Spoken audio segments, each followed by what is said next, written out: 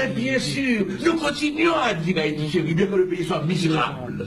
Quantité de gens se disent, il vaudrait mieux vivre à l'étranger. Et puis cependant, on voit les gens continuer à vivre ici, on voit les gens revenir ici. Mais oui, Haïti est une patrie. Je ne cesse de le répéter. Haïti est une patrie, une authentique patrie. J'ai fait de pratiquement toutes les îles de la Caraïbe.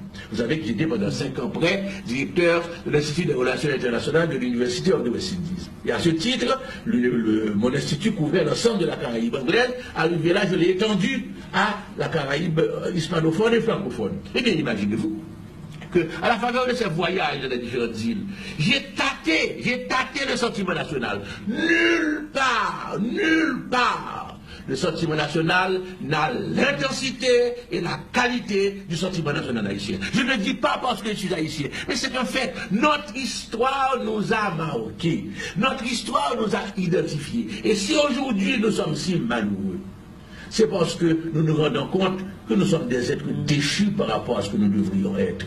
Mon grand-père, en mourant, juste avant de mourir, la veille de sa mort, c'est le journal Le Soir qui rapporte ces mots, et Roger Gaillard l'a cité aussi. Mon grand-père écrivait de sa main de mourant, il devait mourir quelques heures plus tard, il disait « Haïti, patrie chérie, des fils dégénérés t'ont trahi. » Des fils dégénérés t'ont trahi. C'est ça le problème. Nous sommes, je ne parle pas de tel individu qui peut briller, qui peut être un homme extraordinaire sur la scène internationale. Excusez-moi, je sais ce dont je parle. Mais c'est pas de ça qui est important. C'est collectivement où est-ce qu'on en est.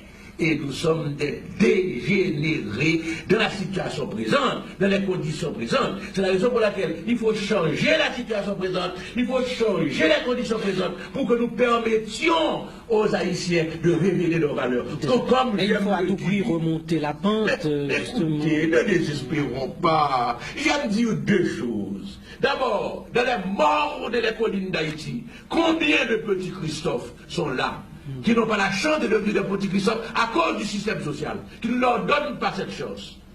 Oui, il faut créer un autre système social qui crée l'égalité des choses. À ce moment-là, chacun prend cette chose. Dans les mondes, il y a des petits Christophe qui attendent. Il y a des petits qui sont de verdure qui attendent. Il y a d'autres, il y a des hommes de valeur, il y a des firmins qui attendent. Dans les mondes, à l'heure actuelle, on n'en donne pas, la société ne donne pas leur chance. Je dis dans les mondes, évidemment dans la ville, dans la bourgeoisie aussi, attention, moi je ne suis pas sectaire.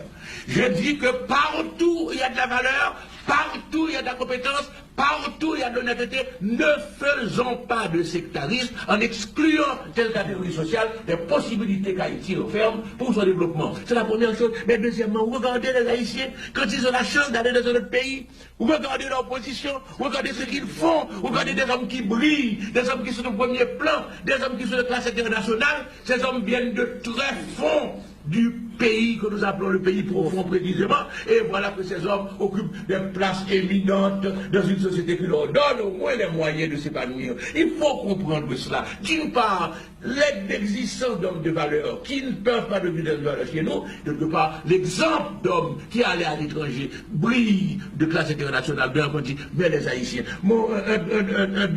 Un professeur de Sorbonne, François Chevalier, qui m'aime beaucoup, il vient de faire une nouvelle édition de son livre, il m'a cité sur 5 pages, il m'a cité, c'est dire comment il m'aime. Et bien imaginez-vous que cet homme me disait, mais Haïti, mais pour moi, je ne connais pas Haïti, je ne connais pas beaucoup les Haïtiens, mais pour moi, c'est que je vais dans une organisation internationale, je trouve des Haïtiens, je vais dans les universités du monde, je trouve des Haïtiens, je dis, mais quel est ce phénomène? Deux pays qu'on classe le dernier du continent, deux pays qui a le niveau de vie le plus bas de l'Occident américain, deux pays qui est 157e au point de vue des indices de développement humain, le pays qui est le seul pays moins avancé du globe sur le continent américain, et cependant, quand je vais dans les universités du monde, je trouve des professeurs éminents haïtiens, quand je vais dans les universités internationales, je trouve des hauts fonctionnaires compétents et brillants haïtiens.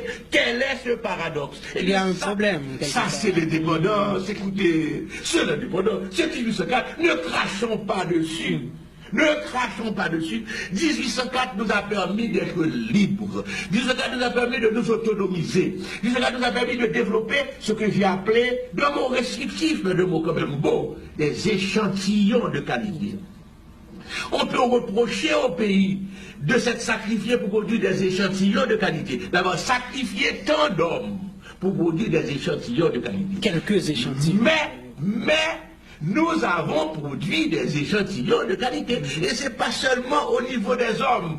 Je disais encore à Paris, il y a de la semaine dernière, ceci, qui a étonné l'assistance. J'ai dit, écoutez, vous réalisez pas qu'Haïti est synonyme de qualité?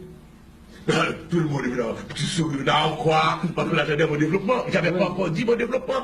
Tu dis, Haïti, qualité. Tout le monde sait qu'Haïti, c'est la crasse. Comme disait l'autre, c'est la crasse. Il dit, attention. Non seulement nous avons eu des hommes de valeur, j'en ai cité quelques-uns, que les grands intellectuels du monde ont reconnus comme leur héros. Mais le café d'Haïti était considéré comme le meilleur jusqu'au début de ce siècle. On l'enseignait à l'école coloniale française, le meilleur pour bonifier les autres cafés. On citait notamment le café de Saint-Marc ou le café des Mathieu.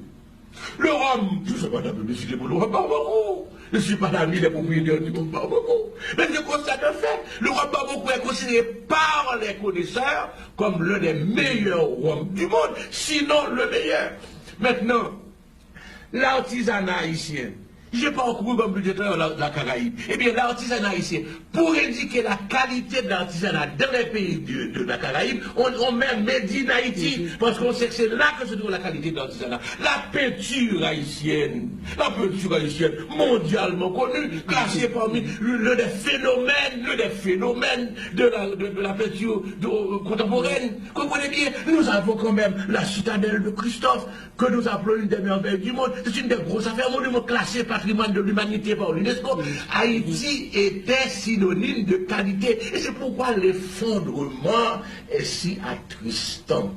Nous étions, comme disait Edmond Paul, à cette hauteur étonnante. Et nous tombons au niveau de toutes les objections. Voilà le problème. Et certainement, nous ne pouvons pas descendre plus bas. Non. Ah, écoutez, nous le disons chaque jour. Oui, et à chaque siècle, peut-être. Cependant, nous continuons à explorer les bas-fonds. Nous continuons à patauger dans les bas-fonds. Chaque jour, nous disons, ça ne peut plus aller plus bas, ça ne peut plus continuer.